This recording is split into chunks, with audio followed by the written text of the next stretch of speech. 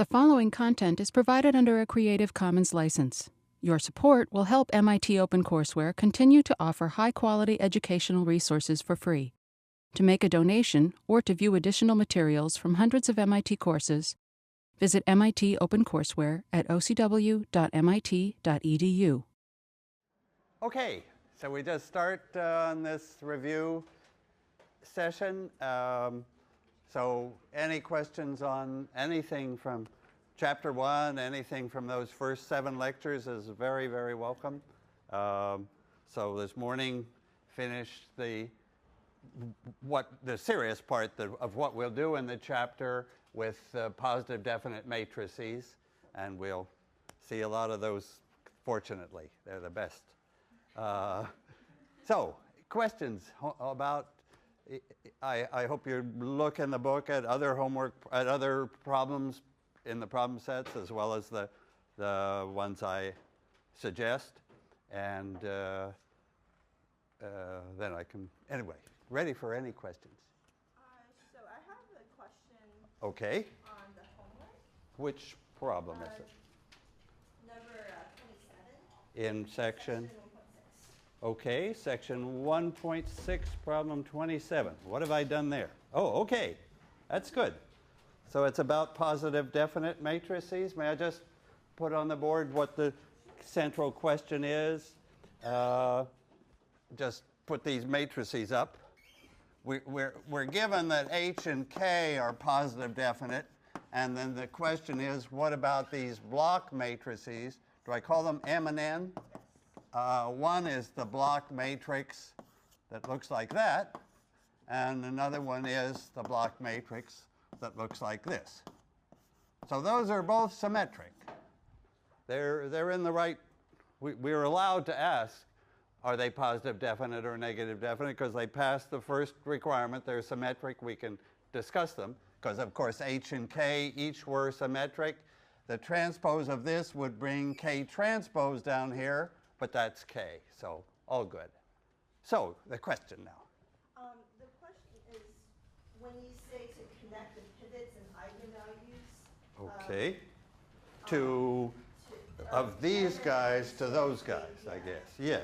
I wasn't sure what Yeah. you meant by that. Okay. And also how you can visualize Good or question. operate on Good question. block. So this guy has, let's take eigenvalues first. So this guy has some eigenvalues, say lambda 1 to lambda n. And this guy, we'll suppose they're the same size, though they don't have to be. Maybe I shouldn't, but I will. This has some other eigenvalues, maybe E1 to En for eigenvalue. And then the question is, okay, what about the eigenvalues of that combination, and what about this? So it's a good question, I think, for all of us to practice what just came up in the lecture, the idea of block matrices. You know, sort of so looking here at eigenvalues, I could also look at pivots. Pivots would be interesting to look at too. Maybe I'll start with pivots, can I? Did you think, what would be the pivots of M? If I start elimination on M, what will I see for pivots? Well, I start up in the usual left-hand corner and work down. So what am I going to see first? I'm going to see the pivots of H. It won't even know, by the time I get halfway there, it won't even have seen K. And then that'll be fine. And then this will be, oh yeah, what's going to happen? This is all zeros, so never get touched, right? So when I get down to the second half, I see all zeros here. K is still going to be sitting right there. Nothing happened. Because when I did these eliminations, nothing changed with K. So the rest of the pivots will be the pivots of K. Good. Okay. Now, we might hope for the same thing with eigenvalues, and probably that's going to happen. I think when we have, this is like a diagonal matrix, and actually, what words would I use? Block diagonal. I'd call that matrix block diagonal. And those are very nice matrices. That tells us that big matrix, for all practical purposes, is breaking up into these smaller blocks. Actually, MATLAB will search for a way to reorder the rows and columns to get that, in case it's possible. So here it's in front of us. So I think the eigenvalues, yeah. So let's see if we can figure out that lambda 1, I believe, is also an eigenvector of m, eigenvalue of m. So it was an eigenvalue of h, so that the fact that it has that eigenvalue lambda 1 means what? That h times this times some vector y is lambda 1y, right? That was what, if that's an eigenvalue, it's got an eigenvector, and let's call it y. Now, this is a good question. What's the I believe that this block matrix also has eigenvalue lambda 1, and what's its eigenvector? What could I multiply m by to get lambda 1 times the same thing? Can you see what? Of course, I'm thinking that y is going to help, but it's grown now. So what would be the eigenvector here?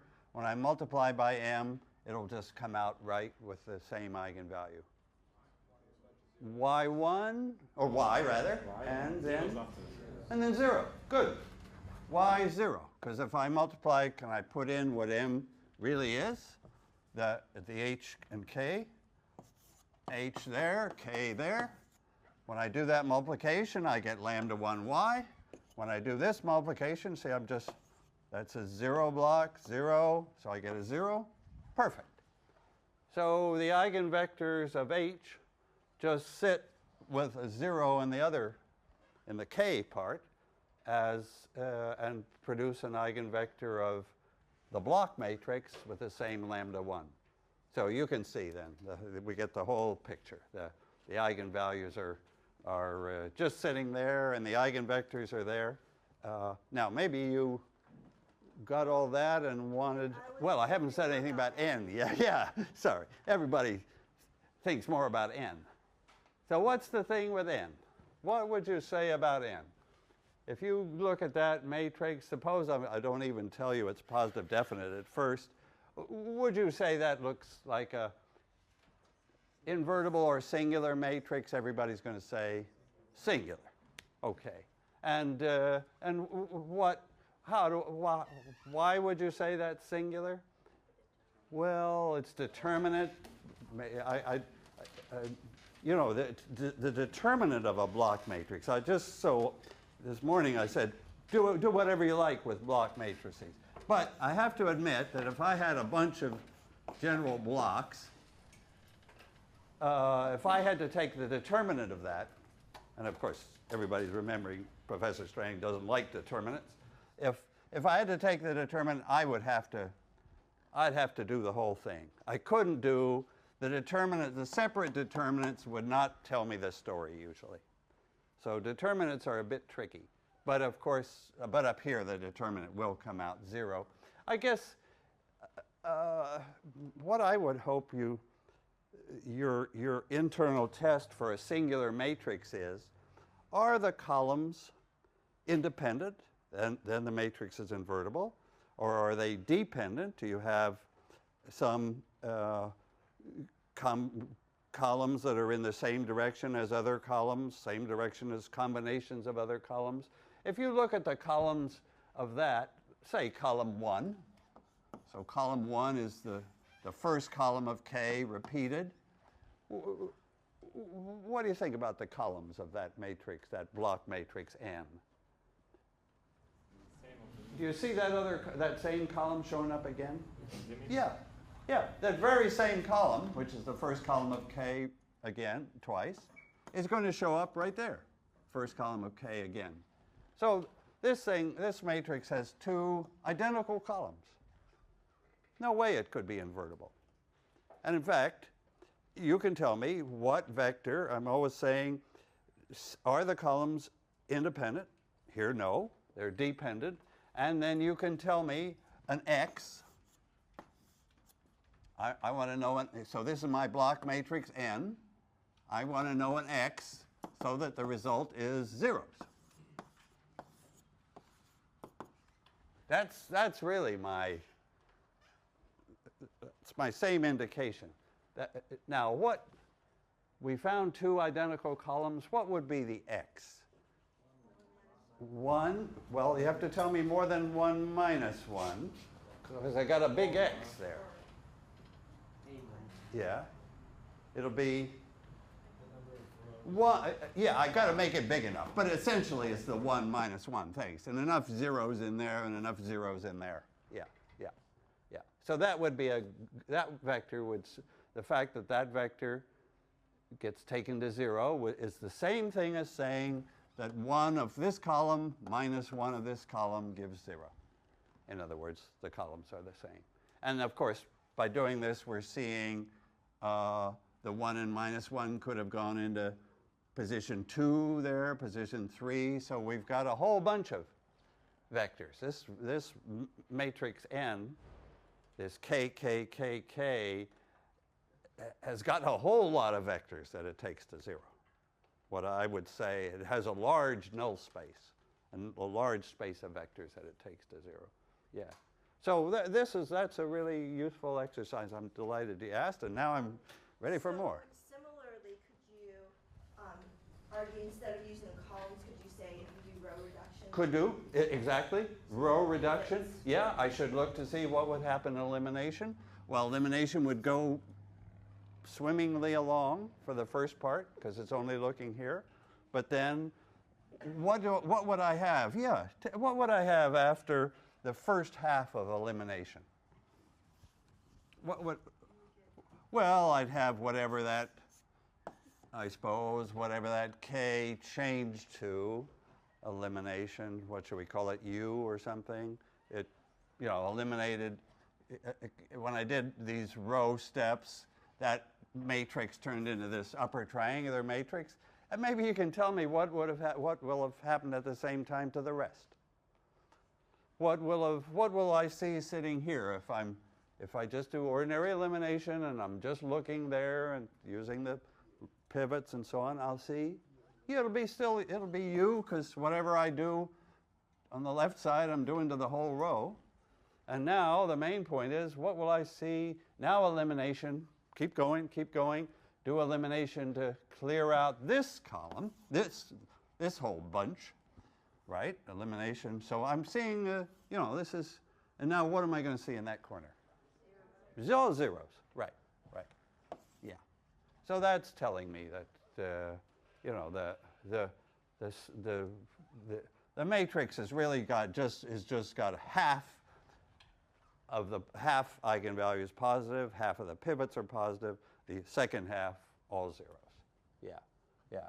So the eigenvalue. So I guess here I found an eigenvector with what eigenvalue? That's looking like an eigenvector to me if we're thinking eigenvectors. And what's the eigenvalue that goes with it? 0, because nx is 0x. You can either think of it as nx equals 0 if you're thinking about systems of equations, or nx equals 0x if you're thinking that that guy is an eigenvector with eigenvalue 0. Yeah. So I'm pretty happy. I mean, many of you will have spotted this, perhaps all, but I'm happy that's an example that just shows how you have to think big with block matrices, I guess. Good. Okay on that? Or, yeah. Sure. What else? Thanks. So my question is about, if you're just given a matrix of numbers, okay, to look at it, what's a good way of saying, oh, this is fixed, or this is fixed free? I understand the 4 example matrices we started out with. That's true. And that's really all I've done so far, is those 4 examples.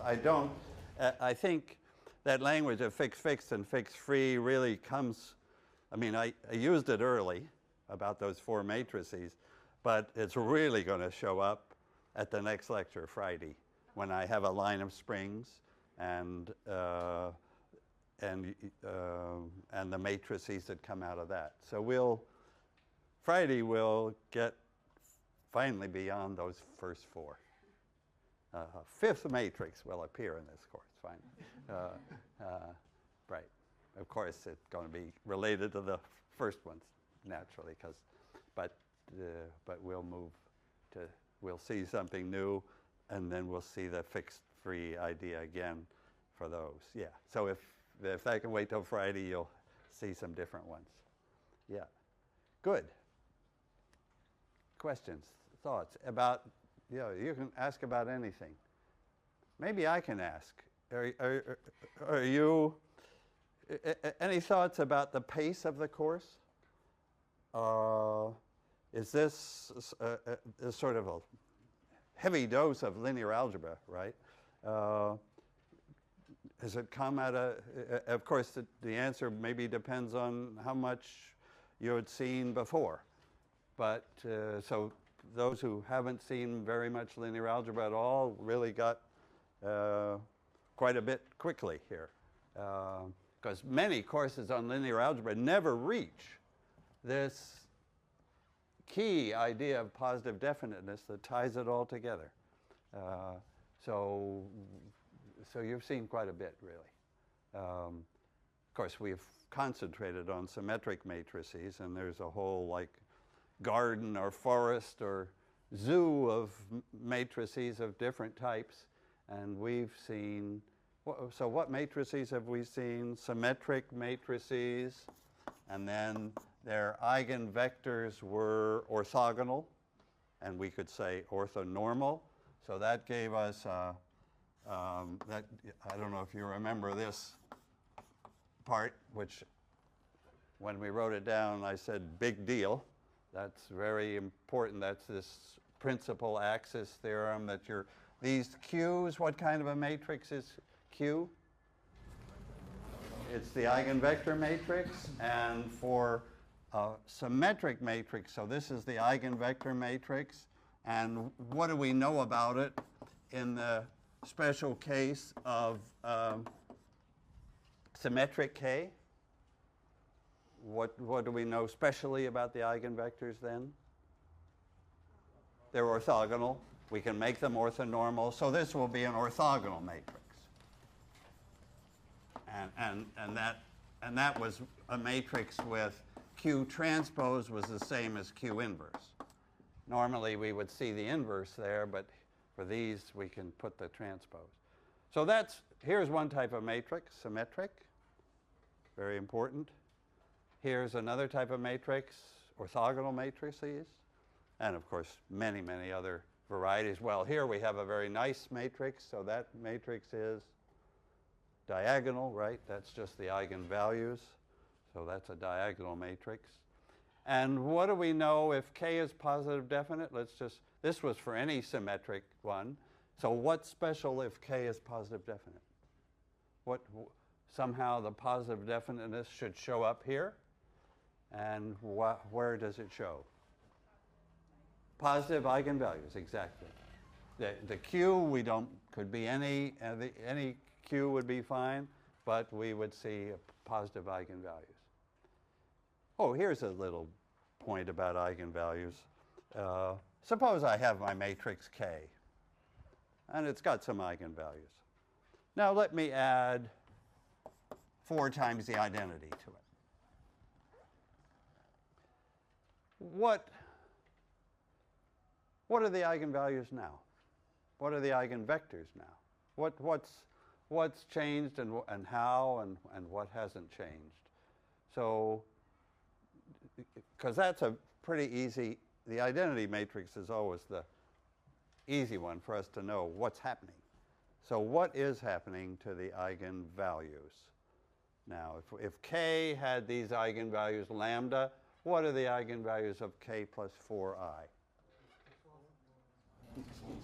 You add 4. Yeah, the eigenvalues of this are the eigenvalues of K plus 4. That is just like shifting the matrix. You could think of it as, adding 4 along the diagonal will add 4. And that's because, and the eigenvectors would be exactly the same ones. I would have Kx would agree with lambda x, And 4ix would agree with 4x, so that proves it. So that's, yeah, good to see what you can do that's, the limited number of things that you're allowed to do without changing the eigenvectors, and therefore you can spot the eigenvalues right away. The limited things you can invert, you can shift like this, you could square it, cube it, take powers, things like that. Yeah. Okay. I'm going to look to you now for, give me a lead on something that is interesting or not. Yes, thanks. I don't know if you want to spend time on this, but I Go ahead. reading through the book, and at the end of 1.5, Yep. you have this harmonic oscillator work. Oh, I see. Okay, yes. And I think if you went over it a little bit, it'd be a good presentation of eigenfunctions. I see. All right. Okay, so that's page 64 of the book. Well, so that's a problem that physicists love. And it's, yeah, I don't know how much I can say about it here, to tell the truth. Yeah, just to mention. See, do they use a minus sign on the, probably they do. So their equation is minus the second derivative of u plus x squared times u. And they are interested in the eigenvalues equal lambda u. Okay. Well, so the only one, the case that we've done in class was without this x squared u term, right? The most important, the absolutely most important case is just second derivative of u equal lambda times u. The eigenvalues were, or what were the eigenvectors in that case? What were the eigenvectors of the second derivative before there was any x squared u, any potential showing up? They were just sines and cosines, right? Sines and cosines have the property that if you take two derivatives, you get them back with some factor lambda. Now, let me just look at that problem without saying much about it. First of all, the first thing I want to know is, have I got a linear problem here? Have I got a linear equation? Because that's where I talk about eigenvalues. So in the matrix case, I have a matrix. K times an eigenvector. That's, you know, that matrix represents something linear. If I have, yeah, it's just all the rules of addition work here. Here it is linear. It is linear.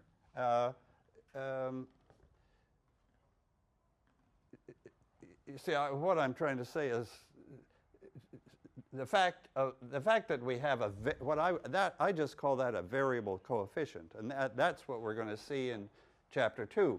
The material or something could lead to some dependence on x, but u is still there just linearly. So this is, in other words, this is a perfectly okay linear operator. And am I imagining that it's positive definite? Let's see. This part with the minus sign was positive definite, right? Well, at least semi-definite. I now know, so let me just remember the most important case. If I look at this equation, d second u dx squared equals lambda times u. So that's the eigenvalue, eigenfunction problem for our good friend. What do I say about the eigenvalues now? What can you tell me about the eigenvalues of that? Mostly positive because they were sort of omega squares. But I mean, 0 could be an eigenvalue, right? What would the eigenfunction be for lambda equals 0? if I wanted to get 0 here, if I wanted a 0 on the right side, what functions u could give me 0? Well, a constant function. Yeah, a constant function is certainly there. Okay, is a possibility, right? But anyway, this is, I would say, this is positive semi-definite, at least. And this part, how do I think about that as a big matrix? I think of it sort of like a big matrix with x squared running down the diagonal. Like, of course, yeah. With a matrix, you could say walking down the diagonal because it's n steps. For differential equations, maybe running is the right word because it's like it doesn't jump, it's just bzz, all the way from 0 squared to whatever. Anyway, that would correspond to a diagonal matrix, but not constant diagonal. Diagonal, but not constant diagonal, because this x squared number is changing. It would, it's like a spring. It's like a bunch of springs, in which the first spring maybe has a spring constant of 1, and then we have a tighter spring, and then a very tight spring, and so on, more and more, higher and higher constants there. Well, I'm just speaking very roughly here, just to sort of, because variable coefficient, variable material properties, springs of different elasticities, we're ready to move to that. Our problems up to now, the springs were all the same. The bar, if it was a bar, was uniform.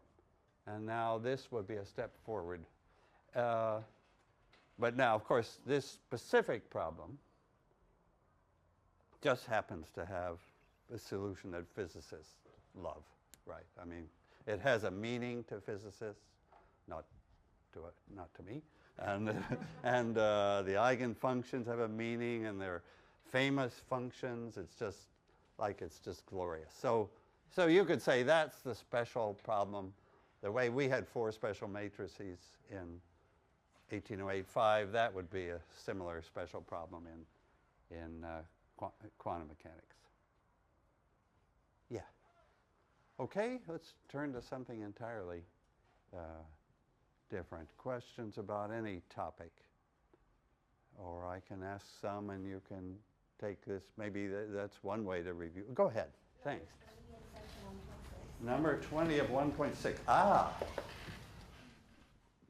1.6 is a section. Oh, no, that's positive definite no, so I'm okay with that. I see that I did ask you a question on the homework from 1.7, but which I may not get to cover in lecture, but go give it a shot anyway. So what's 20?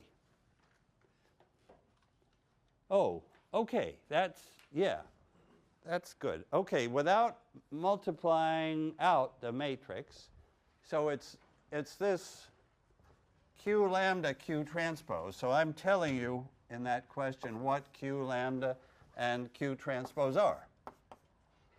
The Q is this cosine, sine, minus sine, cosine. The lambda is 2 and 5, I think, in that question. And the Q transpose, of course, is cosine, sine, minus sine, cosine. And if I've told you that those are the numbers, then you could multiply those together to get K, but you can tell me this is like K exposed. The matrix is like we're told more than we would know. If I multiply it all together, I wouldn't see that the eigenvectors are these guys, that the eigenvalues are these guys. So without looking to see so what are the eigenvalues of this matrix K if we multiplied it all together? What would the eigenvalues actually be? 2 and 5, right? Because we built it up that way. what would the determinant be? Now, what do we know about determinants? It would be 10 is the right answer. What's the right way to see that? Well, the determinant is always the product of the eigenvalues, isn't it? Yeah. These guys have determinant 1 anyway. And if I hadn't normalized, so this had some bigger determinant, this would have some smaller determinant. So their inverses, their determinants will give me the 1, and there's the 10. What else could I ask about, or did I ask about for that? The eigenvectors. Okay. The eigenvectors of the matrix, what are they? They're these columns. They're sitting here for us. They're those 2 columns, right. And would you like to just check that if I believe that column is an eigenvector, and which, do you think 2 or 5 is its eigenvalue that goes with this first column? Everybody's going to say 2, and that's right. Yeah, okay. And do you want me to just take that matrix times this proposed eigenvector and just see that it's going to work? Suppose I just do all that and just see, sure enough, this will be an eigenvector. So what do I have at this point? Can you do this times this first? What do I get? C squared plus S squared is 1. And minus CS plus CS is 0. So at that point, I have 1, 0. Now comes this matrix, so what do I have after that matrix speaks up? 2, 0. And now I take 2 times this, and what do I get? Or that matrix times the 2, 0. How do you multiply a matrix times that 2, 0 vector? Here's a good way to think of it. It's 2 times the first column, and 0 times the second.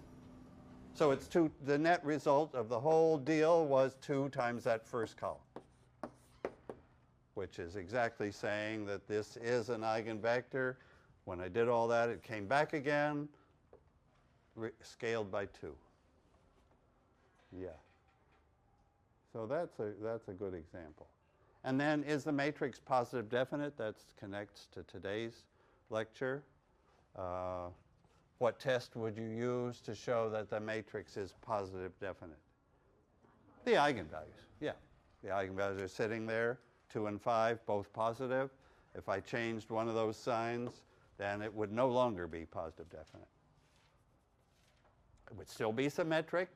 I'd still have the eigenvectors, but an eigenvalue would have jumped to minus 5. Yeah. Good. I think this sort of helps. I guess I hope that as I'm doing these things, you're ahead of me or with me in the calculation, and you just have to do a bunch of these to get confidence, that you've got the right thing. Okay. Yes? Can I ask about number 24? Okay. 1.6. 1.624. Is that also a homework problem? Or? It is a homework problem. All right, but you guys are reading the rest of the book, right? Not only the homework question.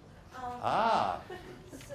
Oh dear, 24. That's a very good question. I saw this section in the book About this, yeah. About this, and. Right. But looking at the 2 equations, I Yep. couldn't see how to expand one into the other. Okay. And how to manipulate All right. all the It's a good question, and if today's lecture had been, well, it ran a little late, but if we ran another 20 minutes late, I could have done this. So I'll just say what's in that problem, and then we'll see it again. So what's in that question? All right, let me write down what it is. So I have a positive definite matrix K, right?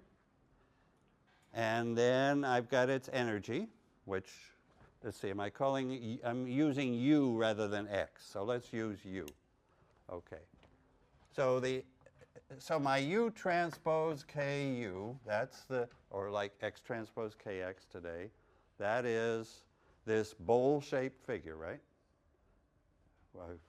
my image of, if I graph this on the U1, U2, maybe up to UN, all in the base, and now I have the picture, so I'm in n plus 1 dimensions. The other dimension is this one, then that's the one where I get this bowl-shaped guy. Okay. All right. And I've called that energy. In many physical problems, there's a factor of a half, and this, it's going to be nice to have that factor of a half. So that won't change anything, just half as big. Okay. So what is the minimum value of that energy, and what is the minimum value of this? If I said minimize that, you could do it right away. It'd be at 0. Okay. Now I'm going to introduce a linear term. This was a quadratic term. It had u squareds in it. So the linear term is going to be U transpose F is the shorthand for it. And of course, we all know that that stands for U1 times F1, U2, all minus, U2 times F2, and so on. However many dimensions I'm in. You can imagine I'm in 2 dimensions. So it's minus U1 F1 minus U2 F2. Good. So what I'm saying is that minimizing just this was like too easy, right? The answer was 0. Nobody's interested in that for very long. But now it is much more interesting when I get a linear term in there. And so what happens now? Well, the effect of that linear term is to shift that bowl sort of over and down a little. So that instead of sitting where I drew it, let me erase it. If I now graph this function, this is my function of u. This is still the most important part, but now I have a first order term. And the result is it still goes through here, right? Why does it still go through that same point?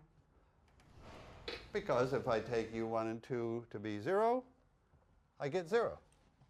So I still get 0 there. But the bowl is shifted. It's more like something here. And it still has a minimum, because this is still the all-important term, but it's just moved over and down. So it has the minimum value. It actually goes below 0, but if I look at it, if I'm sitting at the minimum and looking, I'm seeing a bowl going up, right?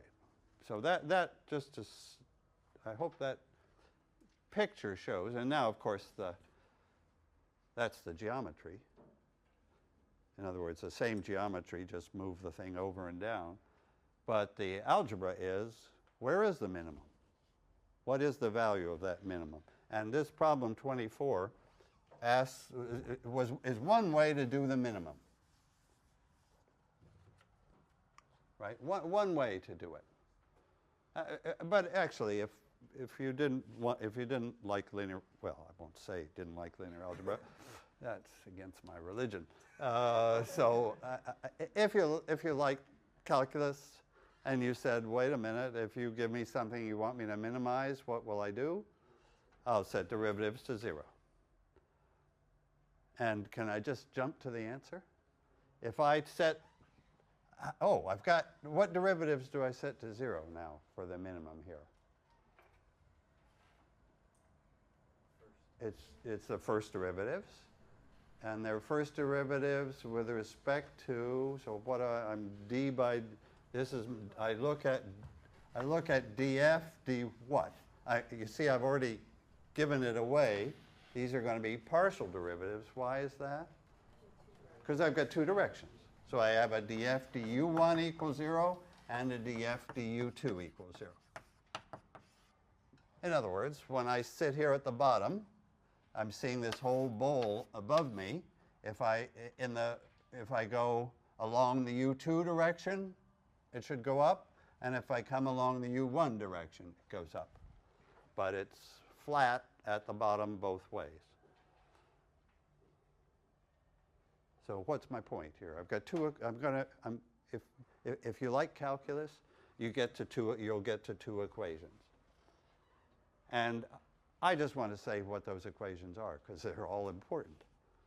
They're just somehow. Suppose we only had U1 and nothing else. Then this would just be a parabola. And the derivative of this would be 1/2 KU squared. Suppose I'm just n is 1. I'm only in 1. So what's the derivative of 1/2 KU squared? The derivative, so I'm looking for if this was 1/2 KU squared and I took the u derivative with respect to u, it'd be KU. And it works here in the matrix case. And what would be the derivative of u transpose of u times f if u was just a number and if u was just one thing and f was a single number, the derivative would be f. Yeah, it would be f. So the derivative, that's the system.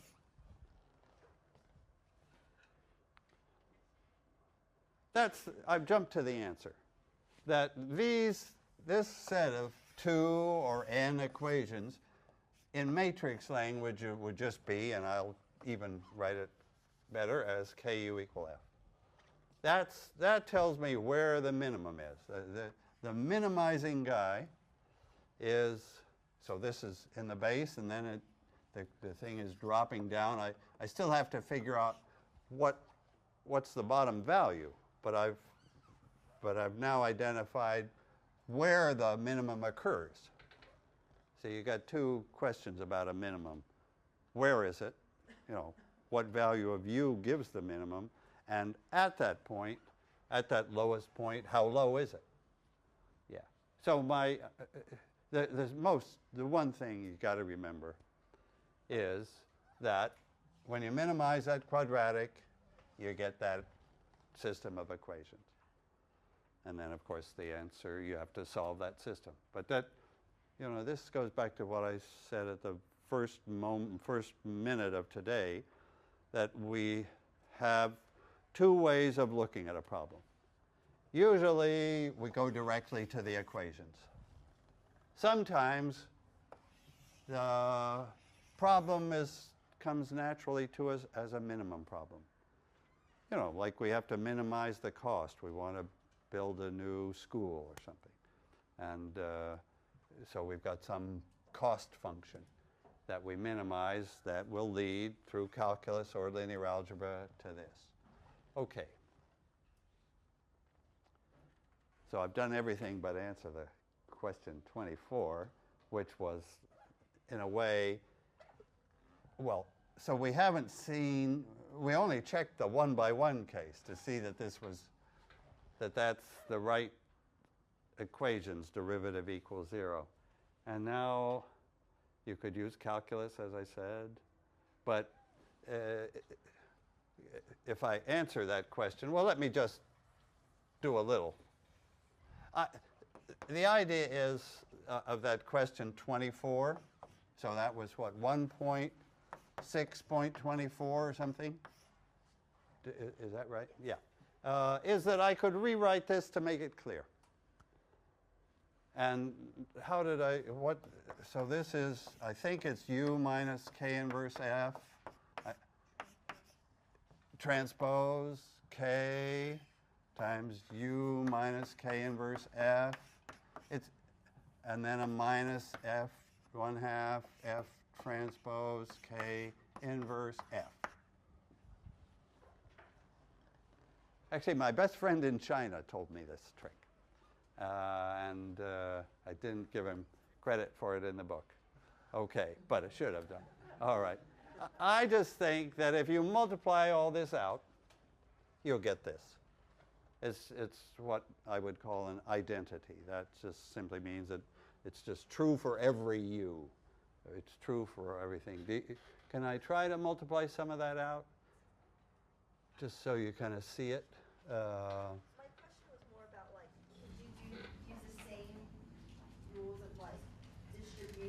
Yeah, that's what I mean. Multiply it out. You've got to just, this thing would give me 4 terms. It'd be this transpose times that, which is my guy here. And then I'll have something, it's just like numbers. Then this thing times that times this, and this thing times that, and this thing times that times that. Let me do that last one. What happens when I do the 1/2, and this transpose times the k times this? So I'm using the distributive, whatever laws. Let's just do that particular term and see what we're getting. So I have 1/2 of the minus k inverse f transpose. So how do I write that? Well, shoot. Well, it's something times something transpose. So what do I have to do? Opposite order. So I have a minus an f transpose and a k inverse transpose. Yep, you're seeing all this stuff. And then comes the k. And then comes the minus. Oh, again, the minus. So that'll be a plus, right? Times k inverse times f. So that's one of the terms. That's one of the terms that shows up. And what good is that one? So that's one, you could say that's the longest term. That's the one with the messiest term. But you can fix it. What would you do with that? K times k inverse is identity, so we can forget that. And now we're there. That's 1/2 f transpose, f on this side. Oh, what's k inverse transpose? It's the same as k inverse because k is symmetric, so its inverse is symmetric, so that transpose doesn't change the matrix. In other words, this term was put there, will show up, and this term is, oh, no, sorry. I was going to goof here. I was going to say this is the same as this, but it's not, right? Why not? Because it's positive, and this guy is negative. So has my good friend Professor Lin messed up? No. Where do you think, what's going to happen now? The two that I didn't do, you see, the 1/2 u transpose ku is here. Then comes this one, which I didn't do, and then another one that I didn't do, and then this one that I did. They'll all be the same. So they'll all contribute with their plus sign or minus sign, and the net result will be a perfect match. Yeah. So I won't wear out your patience by doing that. But I do want to make the point. What was Professor Lin's point in suggesting to write it in this more complicated way? His point was we could see this is just a constant, doesn't depend on u. And now I can see what value of u would make this as small as possible. Remember, I'm still trying to minimize. This part, I can't make it bigger or smaller. It's fixed. It's u that I can play with. So what u should I choose to make this part small? Yeah? Are you with me? What u will make this big mess as small as I can get it, and how small can I get it? If I take u to be k inverse f, then this is 0, this is 0, I get 0. And that's my claim, that u equal k inverse f is the best possible, is the minimizer. And how do I know that I can't make this more negative than the 0? I can get it down to 0 by making that to be the 0 vector. But how do I know I can't make it below 0? Yeah? This matrix K is positive definite. Yeah, the K is positive definite, and I'm sitting here with some X transpose and some X, right? The X has this sort of messy form, but it's an X, and here's its transpose. So this is an X transpose Kx and can't be brought below 0 when K is positive definite. Good. Okay, well, so we've said a good bit about positive definite here, but happy to think, yeah, thanks. You introduced 4 ways to define, find the positive definite. Yes. But and in fact, finally a 5th one. Oh, yeah. Yeah, right. And I'm especially curious what is the relation between number 4 and other. Exactly. And thanks, perfect question, and let me answer it clearly. Each of those 5 tests completely decides positive definite. So the 5 tests are all equivalent. If a matrix passes 1 test, it passes all 5. Yeah, so that's great, right? So we just do whichever test we want or whichever way we want to understand the matrix. I was going to add this. I didn't say a lot about this one. Can I just add a note about a MATLAB command? The command CHOL of K, that's the first letters in the name Koleski. So CHOL is the first 4 letters of this name. And that's a MATLAB command. And if I if I've defined a matrix that's positive definite, and I use that command, out will pop an A, one particular A that works. Out will pop an A that makes this work. It'll be a square A, and it'll be upper triangular. So out will pop.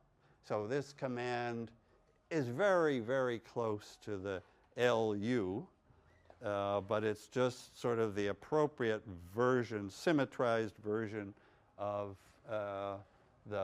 elimination when you have a positive definite symmetric matrix. If your matrix is not positive definite, the MATLAB will tell you so. Yeah, so that it produces one particular A. There are many A's that would work, but there's one particular upper triangular one. It's just related to the usual U, but yes, thanks. These 5 tests are valid for all matrices, not just symmetric? No. I only even get into that ballpark if the matrix is symmetric. I don't touch it otherwise. Yeah. So my matrix is symmetric before I begin, so I know good things about it. And here I'm asking for more. Here I'm asking, are the pivots all positive? Are the eigenvalues all positive? Yeah, so that's more. But I could think of some interpretation that would, for non-symmetric matrices, but it has problems, so I'd rather just leave it. Yeah, stay with symmetric. Yeah. Okay, well, that's 2 hours of lots of linear algebra. I'm hoping you're going to like the MATLAB problem. Would you like to see what it'll be? Just so you,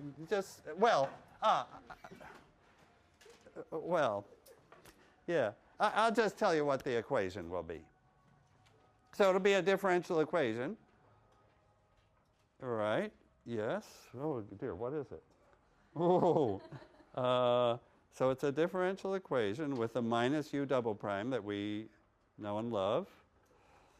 And what else has it got? Oh, yes, right. Oh, so here's the problem. And here's the equation.